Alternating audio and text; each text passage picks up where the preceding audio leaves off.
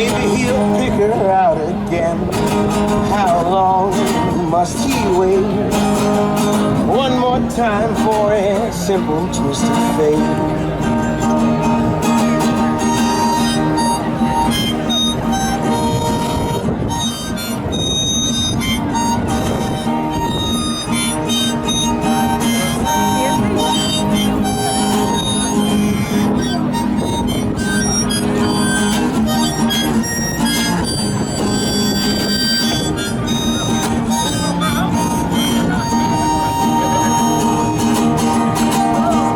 Tell me it's a sin to know and feel too much within. I still believe she was my twin. Hey viewers, paint heads, art specialists. It's James Kalm, your half-assed reporter, the guy on the bike. We are in Chelsea on a Thursday evening. We're gonna run into Cheim and read and look at an exhibition.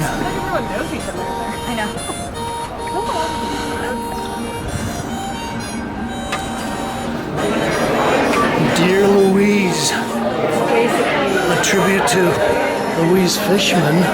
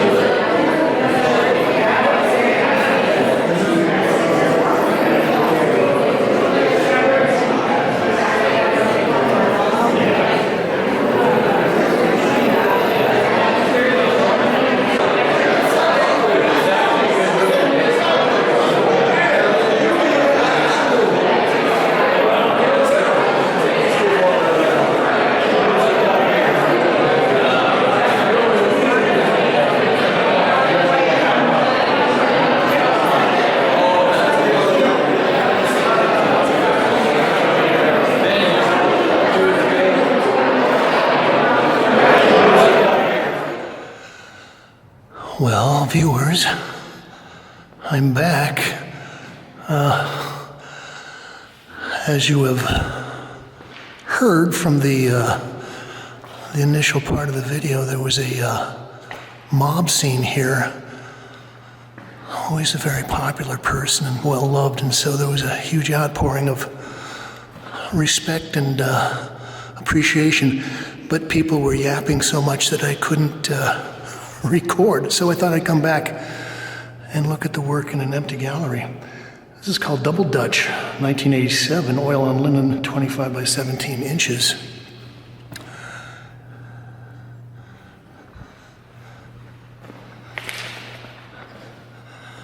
And they're saying that, okay, so the title of the show is Dear Louise.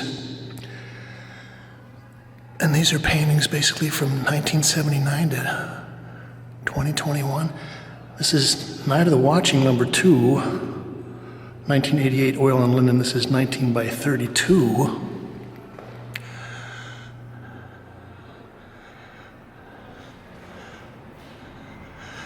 And, well, there are some interesting passages in the press release that I'll try to paste in here at some point.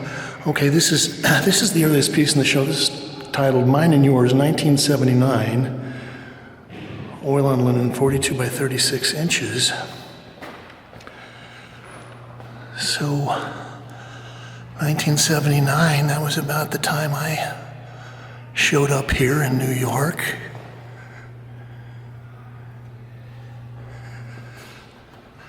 Actually, I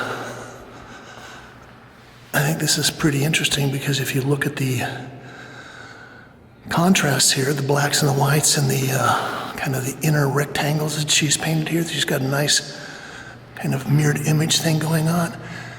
And, well, one of the things I always liked about Louise, I think a lot of people did, was that she really loved paint, the material, the sensuality of slathering paint on a surface. And I think in a lot of ways she probably looked at and responded to a lot of various movements, artists, different things in the painting world, and kind of pick and chose things that she wanted to play with and ideas that she wanted to manipulate. This is Untitled, 1995. It's a little diptych. 8 by 12 inches. I think the other thing is that Louise always kind of went back and forth between a very somber palette, very limited palette, something like this. A lot of grays and blacks. This is titled A Cold Spring 2011. Oil on Jute.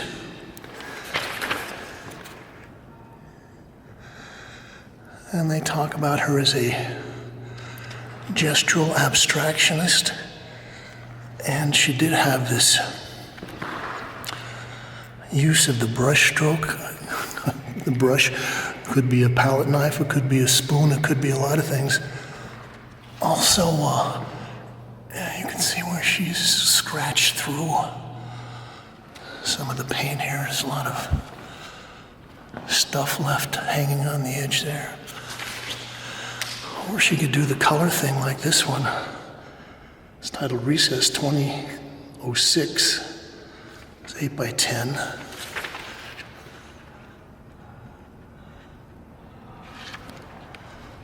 Let's go into the big gallery.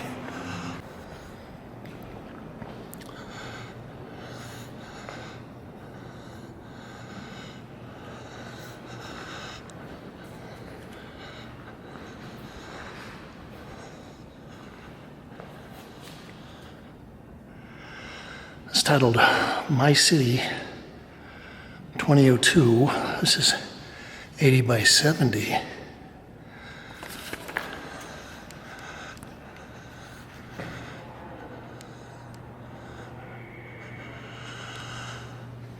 Well, I'll tell you a little story about Louise. I guess this is probably about the beginning of the pandemic.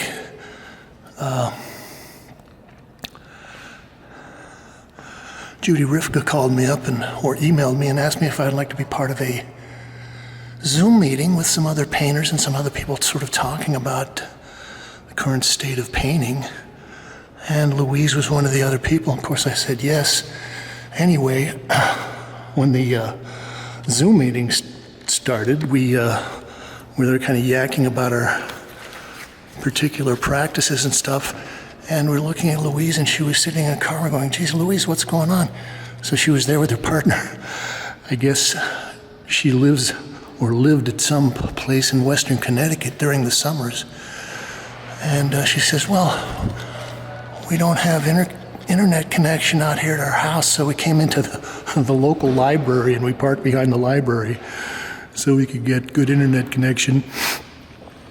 So I'm thinking, God, I like that. This is somebody that's thrifty, and of course you got to be thrifty to be an artist, but she's in the car with her partner, and so the Zoom call, or the Zoom meeting goes on and on and on, and oh God, this is nice. Very interesting color thing, very unexpected colors. Anyway,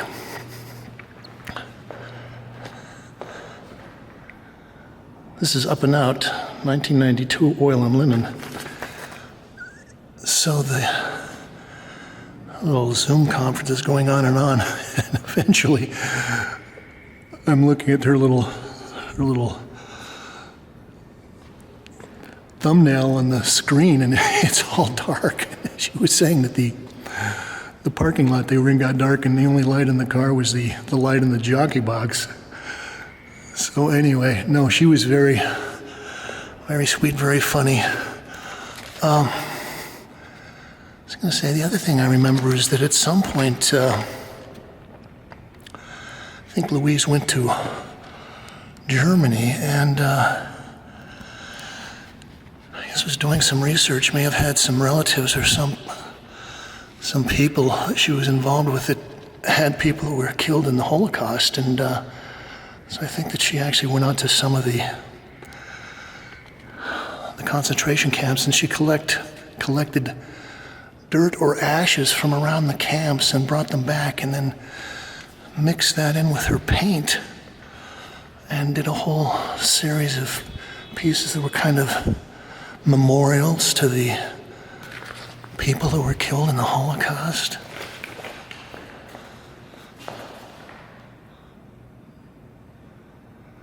It's titled Rock and Ruins, 2005. This is 60 by 70.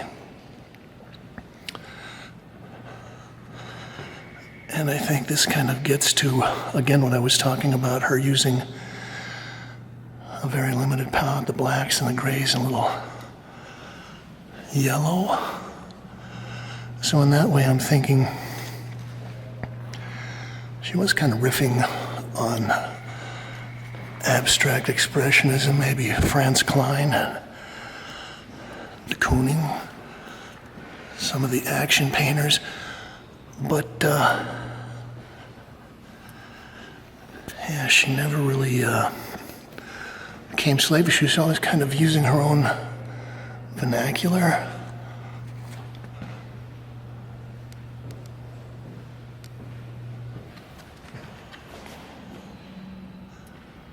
And there's a lot of, well, not a lot, but a certain amount of color that's been subsumed under the layers.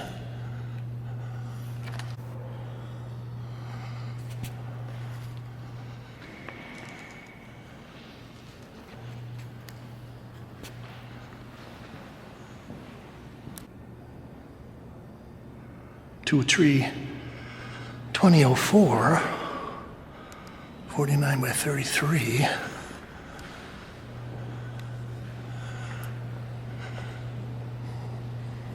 Well, and so if I was to compare this one to that one, you can see that this is all much more wet and wet. This is a lot slipperier. The brush strokes are more licking, slippery, slidey.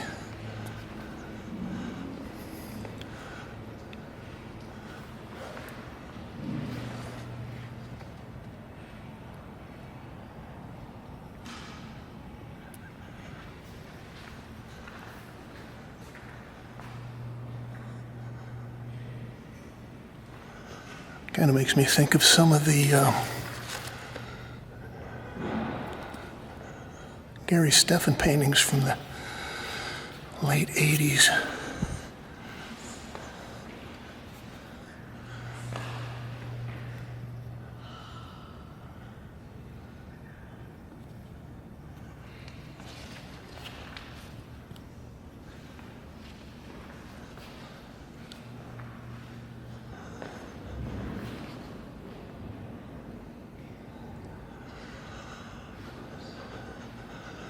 So this white cloud, blue mountains,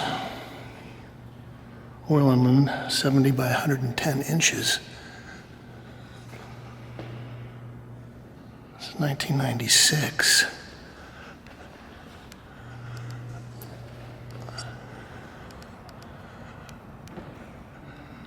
Okay, Louise is using some very nice heavy linen there.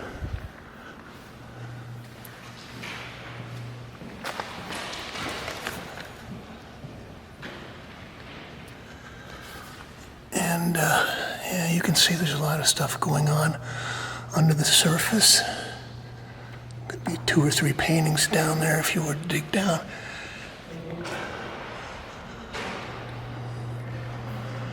Also, I'm noticing that a lot of what Louise was doing was scraping away, and in some of these paintings, the scraping is just as important as the painting. Okay, so this is a big painting. It's like 9 feet long. I'll read a little bit from the press release. Writing in the Brooklyn Rail about Fishman's most recent solo with Cheim and Reed, September 7th to October 28th, 2017, the art historian and critic Jan Avgikos offered her own tribute. We owe Fishman a lot. Over the course of more than half a century of painting in New York, she's legitimately laid claim to more idioms of abstraction than any other painter. She's adamant in her embrace of gestural abstraction and its potential to achieve effective ends. No negation, no apologies. Always an outsider as an artist, a feminist, and a lesbian. And she developed a non-objective practice not beholding to the machismo of abstract expressionism. Finding kindred spirit in Eva Hess, she embraced a personal ethos of experimentation and formal play. We'll scan down this row of watercolors. Okay, these are all titled At John's Place, and they're all 11 by 8.5 inches from 2000.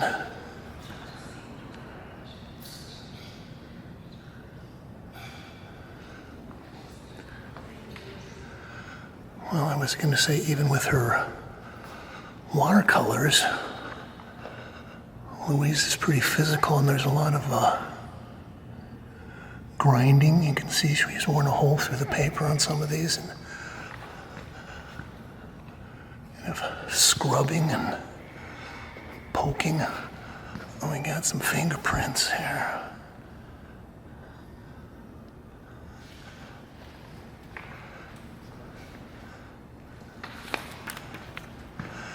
These are kind of rehearsals for her gestural formats. All right, here's the back gallery.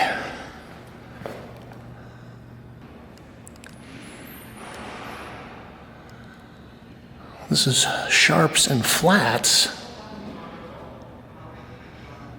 2017. Okay, so this is roughly about 40 years after the first painting we saw in the show, but just formally speaking, again, we're dealing with, the strong contrast of the black and the white. We've got our structure with the vertical and horizontal strokes. Okay, I think you could probably go back in the files and look at the 2017 show, and one of the things that I commented on at the time was that Louise was kind of boiling down her essence to its prime elements. And you can see this has got a lot of open canvas, and she's kind of hit it with her structure, but also got some very physical things. These blobs of paint look like they were just like thrown on the canvas from across the studio. Very physical. I think she wanted to kind of capture a certain kind of vigor and energy, but keep it within a formal framework. And again, I was talking about the scraping. There's a little bar that was scraped out. More scraping.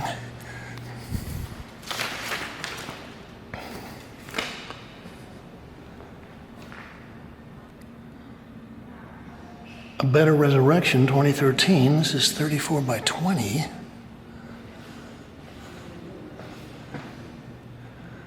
I think this also is kind of Louise stripping everything down to its most essential parts. Nothing is precious, everything is very loose. She really went out of her way to kind of keep a freshness about the work. A lot of stuff going on in the central stroke there.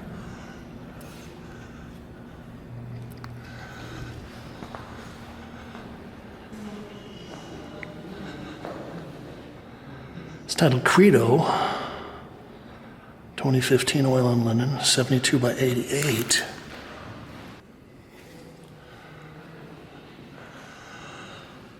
Well, I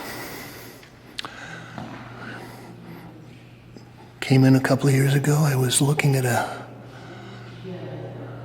de Kooning show over at Gagosian, and could have been the late paintings. So I'm looking at the show, and then I come over here, and they've got a Louise show up, and I'm talking to someone, one of our paint head friends is kind of there yakking, and he says, "What have you been looking at?" I said, "Well, I just came over from the de Kooning show," and he kind of looked at me and then looked at the Louise paintings. He goes, "Well, Louise is no de Kooning." And I actually looked at him and said to him, "Well, no one is a de Kooning, but to tell you the truth, de Kooning is no Louise Fishman either." So I think that Louise did carry on a certain kind of abstract expressionism, but I think she definitely had her own take on it. And as they say in the press release, she had a lot of various things that she was doing, playing with over the years. I guess you paint for 50 or 60 years, you got a lot of ideas. I like the little, kind of the terracotta brick slab there down in the corner.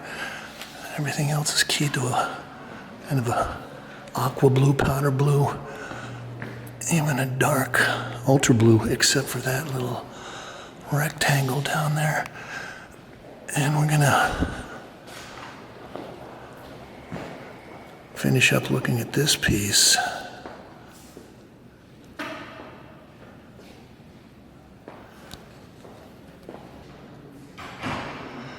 This is a Different Wealth 2000, 47 by 41.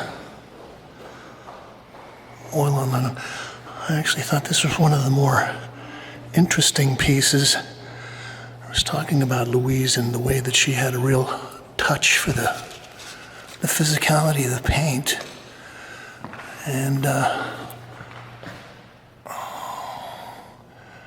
this is a piece where you can really see that she built up layers.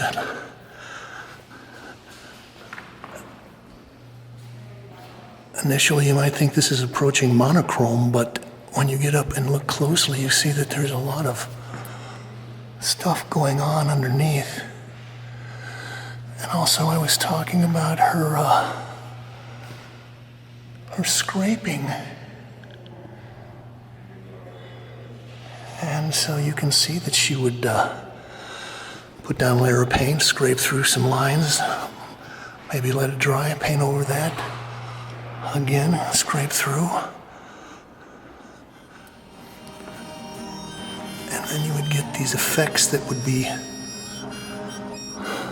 impossible to predetermine. A lot of this is just happening totally spontaneously. James Kalm reporting on Dear Louise, a tribute to Louise Fishman. 40 years of painting here at Cheim and Reed. You can like this, share, link it up to all your social media sites, and you can subscribe if you'd like. You can leave your thoughts, ideas, comments, criticisms, and reviews below.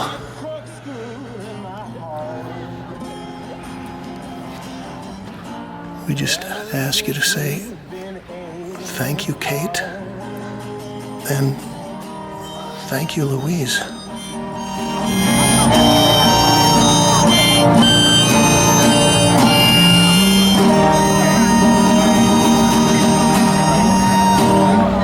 Thank you. Thank you. Aaron Gamman. Yeah, that was the first time someone pronounced it right. A long time. Thank you, Aaron. Thank you for listening.